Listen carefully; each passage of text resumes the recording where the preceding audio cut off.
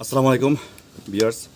একটি charger fan তৈরি করার জন্য এরকম একটি চার্জার ফ্যান তৈরি করার জন্য এই যে এরকম একটি চার্জার ফ্যান 12 ইঞ্চি চার্জার ফ্যান তৈরি করার জন্য এই যে খুব সুন্দর এটা ব্র্যান্ড না দেখাই যে কোনো সোলার ফ্যান, যে কোনো 12 ভোল্টের সোলার ফ্যানকে চার্জার ফ্যানে রূপান্তরিত করার জন্য যে ব্যাটারি লাগবে, এগুলোর মধ্যে তো সোলার ফ্যানের তলার মধ্যে স্পেস থাকে কম, তো অল্প একটু স্পেস থাকে। ওই অল্প একটু স্পেসের মধ্যে লিথিয়াম আয়ন ব্যাটারিগুলো, একটা ব্যাটারি 5000 মিলি এম্পিয়ারের ব্যাটারি, এই একটা ব্যাটারি 5000 মিলি এম্পিয়ার, এখানে 3টা ব্যাটারি আছে।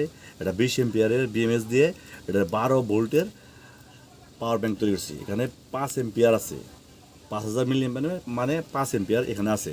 একটা ফ্যান হাই স্পিডে 3 ঘন্টা রানিং চলবে। তো এটা চার্জ দেওয়ার জন্য অরিজিনাল চায়নার একটা 3000 মিলি এম্পিয়ারের ট্রান্সফর্মার দিয়ে 12 ভোল্টের একটি চার্জার তৈরি করছি এটা চার্জ দেওয়ার জন্য। তো চার্জারটা আমি দেখাই। এ পাশে এসি কট লাগিয়ে দিছি, একটা সুন্দর একটা ভালো মানের একটা এসি কট লাগিয়ে দিছি। আর এখানে একটা ক্যাপাসিটর লাগিয়ে দিছি। ক্যাপাসিটর হচ্ছে 35 ভোল্ট 1000 ইউএফের, 35 ভোল্ট 1000 ইউএফের একটি ক্যাপাসিটর। আর এটার একটা ডায়োড আছে, 2টা ডায়োড দিয়ে এই যে দেখাও 2টা ডায়োড লাগিয়ে দিছি। এটার প্লাস সাইডে 2টা ডায়োড দিয়ে ট্রান্সফর্মারের যে 2টা মানে দুইটা ফেজের এই 2টা ঢুকে যাবে এখানে, 2 ডায়োডের মাঝখানে 2 ডায়োডের 2 পাশে লাগানো হবে। আর ক্যাপাসিটর থেকে ব্যাটারি চার্জিংয়ের প্লাসটা বের হবে।